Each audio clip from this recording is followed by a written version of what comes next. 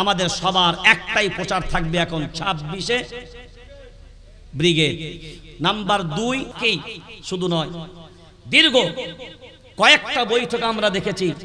আল্লাহর ইহসান, এই আন্দোলনকে সামনে রেখে ব্রিগেড মাঠ ঠিক কথাই একটা, কিন্তু বাংলার সমস্ত মাসলাকি দ্বন্দ্ব ভুলিয়ে, মাযহাবী দ্বন্দ্ব ভুলিয়ে সব মাথাগুলোকে মান তাওয়াদা লিল্লাহি রাফাআহুল্লাহ, আল্লাহর নবীর ওই হাদিসের আমলের অনুসারী বানিয়ে দিয়ে সবগুলোকে এক ছাতার তলায় নিয়ে এসেছে।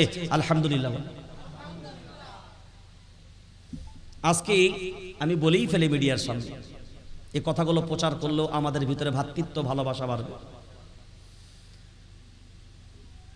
আমরা বৈঠকে যাবার পূর্বে আমি বসে আছি রুমের ভিতরে, ফুরফুরার জমিনের কাসেম সিদ্দিকী ভাইজান তিনিও বসছিলেন, আরেকজন ভাইজান বসছিলেন। সঙ্গে সঙ্গে উনি চেয়ার ছেড়ে আমাকে বলছেন, বসেন ভাইজান। এই যে শ্রদ্ধা সম্মান একে অন্যের প্রতি, বসার পরে আনুষ্ঠানিক আলোচনা নয়,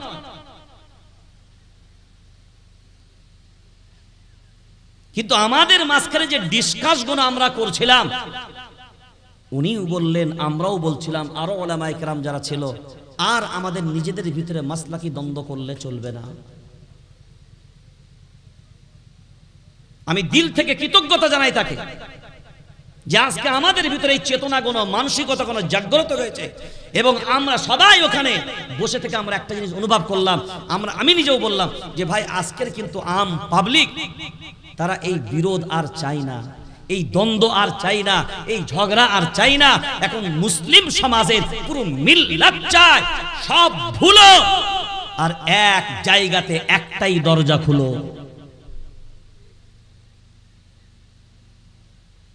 কিন্তু এর মাঝখানেও কিছু অহংকার এক হতে চাই না, কারণ এক হয়ে গেলে তার বরত্বটা আর পাবে না। চেয়ারের যে ওজনটা ছিল এটাও আর থাকবে না। ওই জন্য আপনাদেরকে এক হতে যখন যাবেন, এক হতে দেবে না। আর এক হতে দেবে না যে, বুঝে নিতে হবে শয়তান সে, কারণ শয়তানই এক হতে দেবে না। এক হলে পরাজয় হবে শয়তানের, আর জিত হবে আমার রবের। রব এক না দুই, জোরসে বলো, এক। নবী, কালিমা, ধর্ম, জাতি, উম্মত, বাইতুল্লাহ, সব তোমার এক। আর আমরা থাকবো সব, কথা বলো, আমরা থাকবো সব ছন্ন ছাড়া না এক। যখন আমরা থাকবো এক, বিশ্বকে বলবো এবার আমাদের দিকে ভালো করে দেখ। আর আমার রব তখন বলবে, যখন হয়েছিস তোরা এক, ওয়ালা তানাযাউ ফাতাফশালু ওয়া তাযহাবা রিহুকুম ওয়াসবিরু, আর আমি আল্লাহ একতার পক্ষে আছি। সুবহানাল্লাহ বলা যাবে না? আর একতা যেদিকে, বিজয় বিজয়। আজ ব্রিগেডের মাঠ যদি আমাদেরকে এক ছাতার তলায় নিয়ে আসতে পারে, ওদের চোখগুলো কোন দিকে ছিল, আজ যদি এরা এক জায়গায় হয়ে যায় তাহলে তো সমস্যা হবে। আমরা যে করে কমে খাচ্ছিলাম এইগুলো সব, হ্যাঁ, আমাদের পায়ে ধরে হুজুর হুজুর এগুলো আর, কারণ এরা যদি এক হয়ে যায় তখন তো আমাদেরকে আর কেউ তেলাবে না। সেই জন্য আপনার ভিতরেই আপনার শত্রু আছে, চিহ্নিত হতে হবে ওইগুলোকে, আর জাতি তার জবাব দেবে। কারণ এ আন্দোলন মুসলিম পার্সোনাল লয়ের না, এ আন্দোলন জমিয়তুল আইম্মা ওয়াল উলামার না, এ আন্দোলন জমিয়তের না, এ আন্দোলন ফুরফুরার না, এ আন্দোলন তাবলীগের না, এ আন্দোলন কোন মাসলাকের নয়, এ আন্দোলন কোন সিলসিলার নয়। এ আন্দোলন হলো ভারতবর্ষের আপামর জনতার, পুরো জাতির আন্দোলন। নারে তাকবীর, নারে তাকবীর। কারণ এ আইন জাতির বিরুদ্ধে গেছে, এ আইন দেশের বিরুদ্ধে গেছে, এ আইন সংবিধানের বিরুদ্ধে গেছে। সেজন্য আমরা যদি এক হয়ে থাকতে পারি আর একতার বন্ধনকে যদি মজবুত করতে পারি, তো আল্লাহর ইহসান আগামীতেও যা কিছু আসবে আমরা যদি এক থাকি ইনশাআল্লাহ এগুলোকে প্রতিরোধ করার প্রতিহত করার ক্ষমতা ইনশাআল্লাহ আমাদের একতার ভিতরে আছে না নাই? জোরে বলেন ইনশাআল্লাহ। দোয়া করেন। আমরা আস্তে আস্তে ভাবনা চিন্তা করছি যে আস্তে আস্তে এই সমস্ত জিনিস। প্রথম কথা আমার বক্তব্য আজকেও ছিল জলসার স্টেজ থেকে যে সিলসিলা যে মাসলাকের যে মাযহাবের বক্তা বক্তব্য রাখবে কাউকে টনটিটকিরি মেরে কারোর বিরুদ্ধচারণ করে আপনি আপনার যে মাসলাকের উপরে থাকেন আপনি চলুন, কোরআন সুন্নাহর উপরে বয়ান হবে। কিন্তু কে কিয়াম করে কে কিয়াম করে না তাকে আপনি আপনার স্টেজ পেয়েছেন, আপনি তার মতো করে তাকে ধুয়ে দিলেন, সে তার মতো করে তাকে ধুয়ে দিল। আমার মনে হচ্ছে এই সিস্টেমটা এবার বন্ধ হওয়া উচিত। আপনাদের কি মনে হয়? এই মাহফিল থেকে এটা আর হবে না, এটা বন্ধ হওয়া উচিত। তোমার মাথার টুপিটা গোল হবে না, লম্বা টুপি তোমার সুন্নাত, গোল লম্বা ওটা আল্লাহ বুঝে নেবে, তোমাকে বোঝার দরকার নেই। কথা বোঝেন? কারণ আমরা যখন বক্তারা যারা এগুলো করে এগুলোকে আমি খুব ঘৃণার চোখে দেখি। কারণ মানুষের ভিতরে মুসলিম মিল্লাতের ভিতরে ফাটাল ধরাই যারা, এদের থেকে ফিতনাবাজার কে হতে পারে? এদের থেকে ফিতনাবাজ। আপনারা নামাজ পড়েন এখানে, জামাতে নামাজ পড়েন তো? জামাতে যখন দাঁড়ান মাঝখানে এক বিঘা করে ফাঁক রাখতে বলেছে না? কথা বলে না এরা কেন? তুমি গরিব হও আর দুঃখী হও, ধনী হও আর বড়লোক হও, রাজা হও আর ফকির হও, জামাতে যখন দাঁড়াবে কাতারে এমন দেবে মাঝখানে যেন কোনো গ্যাপ না দেখা যাবে। কিসের জন্যে? কিসের জন্যে? ওর গা আপনার গায়ে টাচ হবে, আপনার গা ওর গায়ে টাচ হবে, আপনার হাত ওর হাতে লাগবে, আপনার কাপড় ওর কাপড়ে লাগবে।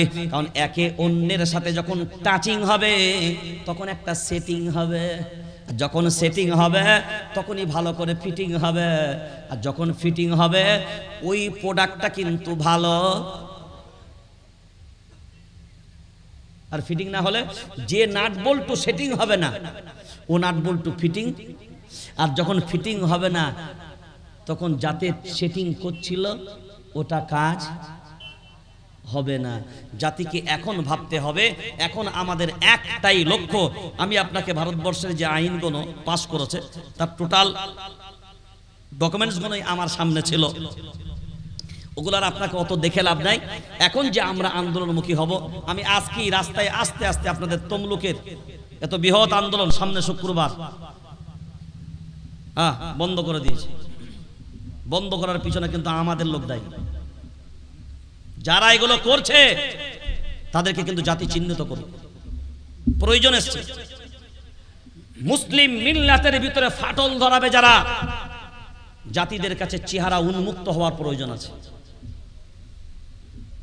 না আমি যদি আপনাদের এখানে কাউকে জিজ্ঞাসা করি, আপনি মুসলিম পার্সোনাল ল বোঝেন না, আপনি কোনো সংগঠন বোঝেন না, এখন বলেন ন্যায়ের পক্ষে আন্দোলন করার অধিকার কি আপনার নাই? জোরে বলেন না কেন? এখন যদি আমি বাধা দিই ন্যায়ের পক্ষে আন্দোলন করার, আমি রাইট না আপনি রাইট? আমি রাইট না আপনি রাইট? ওয়াকুনু মাআস সাদিকিন, ওয়াকুনু মাআস সাদিকিন। আপনি বিবেক দিয়ে ভাবনা চিন্তা করে বলেন, সত্যের পক্ষে থাকার কথা, অর্ডারটা আমার না আল্লাহ? জোরে বলেন তো। প্রত্যেকটা হক প্রত্যেকটা সত্যে আপনার যদি জানা না থাকে তার হাকিকত, সেই ব্যাপারে আপনার বলাটা কখনো উচিত হবে না। এই মুহূর্তে আপনার খুশি হওয়া দরকার, আপনার আনন্দ পাওয়া দরকার। আপনি আনন্দিত হন যে আল্লাহর ইহসান। একটা বিষয়কে কেন্দ্র করে আজকে বাংলার মাটিতে মাযহাবী দ্বন্দ্ব ভুলে গেল। কে তাবলীগ, কে ফুরফুরা, কে দেওবন্দি, কে বেরেলি। কে হানফি, কে শাফি, কে মালিকি, কে হাম্বলি, কে কাদরিয়া, কে চিশতিয়া, কে নকশবন্দিয়া, কে মুজাদ্দিদিয়া, কে মুতাসিলা, কে খাওয়ারিজ, কে কোন পীর, কে কোন ভান্ডারি, কে কোন দরবারি, কে কি, কিচ্ছু না। একটাই জিনিস এখন বুঝতে পেরেছে যে আর আমাদের অস্তিত্ব টিকিয়ে রাখতে গেলে আর বিভাজনের কোনো অবস্থা আর জায়গা না। এখন আমাদের প্রয়োজন একতার। কিসের? জোরে বলে। আর এই কথা আল্লাহ বলেছেন না বলেন নাই? কোরআনুল কারীম সূরার নাম সূরা আনফাল 10 নম্বর পারা 2 নম্বর সাফা 1 নম্বর আয়াত, ওয়ালা তানাযাউ ফাতাফশালু ওয়া তাযহাবা রিহুকুম ওয়াসবিরু। খুঁটিনাটি ছোটখাটো সামান্য তামান্য এই বিষয়গুলো নিয়ে নিজেদের ভিতরে তোমরা দ্বন্দ্ব মত পার্থক্য করবে না। ফাতাফশালু, দুর্বল হয়ে পড়বে, সাহস হারিয়ে ফেলবে। ওয়া তাযহাবা রিহুকুম, তোমরা দুর্বল হয়ে যাবে। আর দুর্বল যখন হয়ে যাবে, পরাজয় হবে না বিজয়? পরাজয় না বিজয়? পরাজয়। সবল যদি থাকতে চাও, একতার বন্ধনে ঢুকে যাও। আর ঐক্যবদ্ধভাবে যখন দাঁড়াবে, তখন মানুষের মাঝখানে না, সকলের মাঝখানেই বোঝা যাবে এই আইনের বিরুদ্ধে এত লক্ষ লক্ষ কোটি কোটি মানুষ রুখে দাঁড়িয়েছে।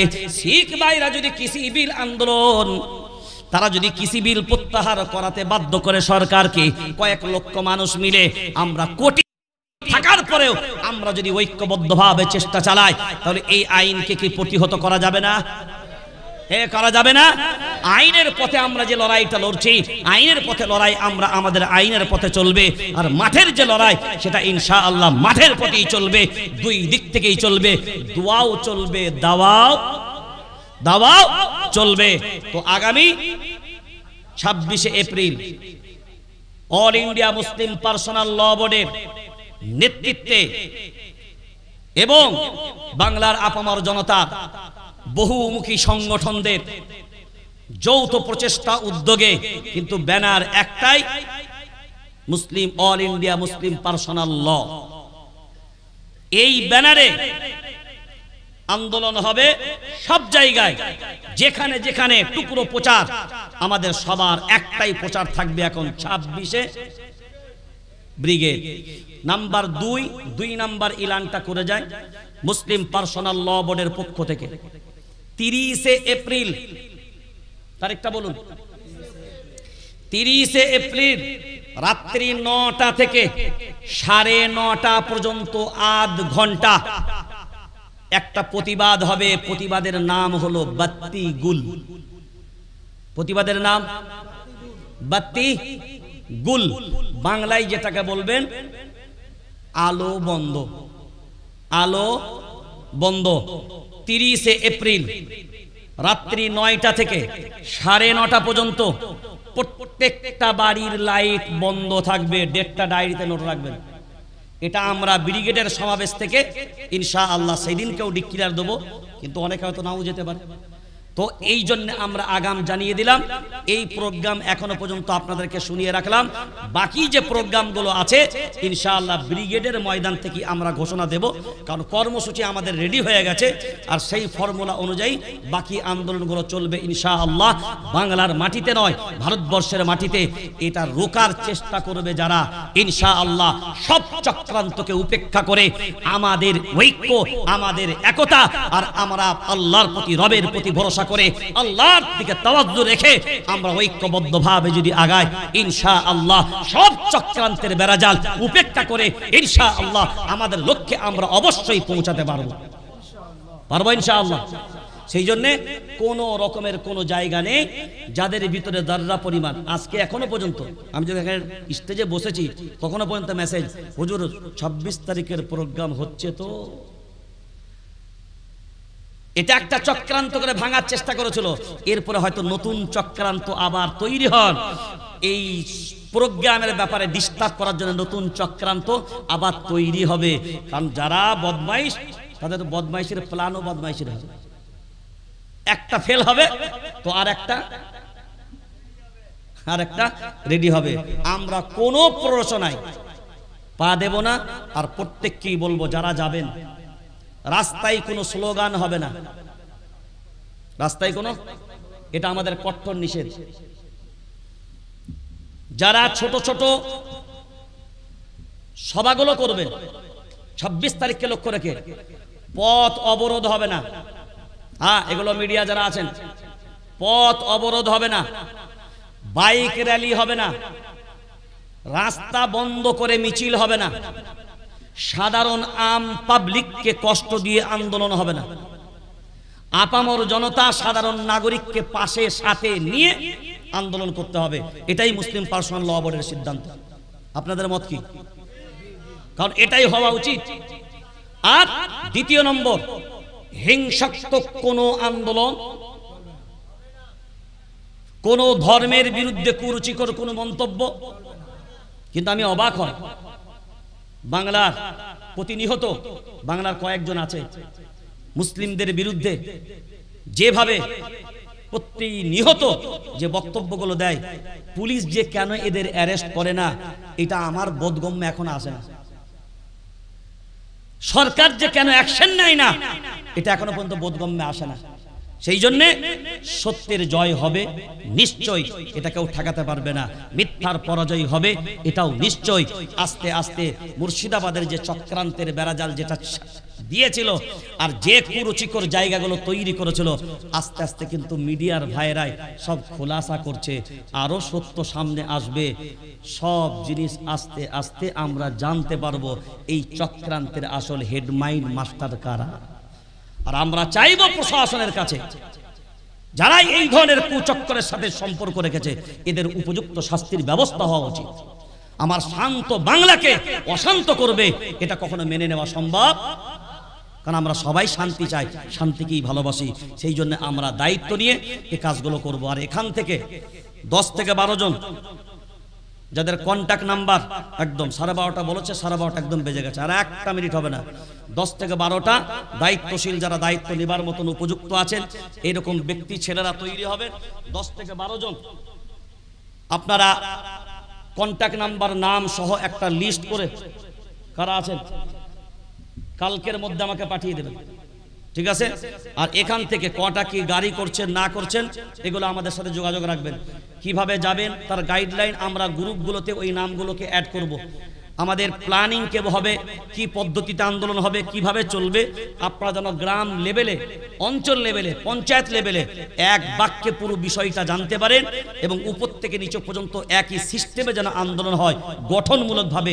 এই জন্যে আপনারা দায়িত্বশীল সক্রিয় 10 থেকে 12টা যারা কাজের মানুষ, সেই রকম যারা দায়িত্বশীল মানুষ, যারা বোঝেন টোজেন, এইরকম মানুষদের নাম একটা লিস্ট করে কন্ট্যাক্ট নাম্বার যাদের হোয়াটসঅ্যাপ আছে এগুলো আমাদেরকে দেবেন, আমরা গ্রুপে অ্যাড করে দেবো, যাতে করে আন্দোলনটা সফল হোক। কারণ এই আন্দোলন দীর্ঘ আন্দোলনের পরিস্থিতি নিয়ে মাঠে নামছি।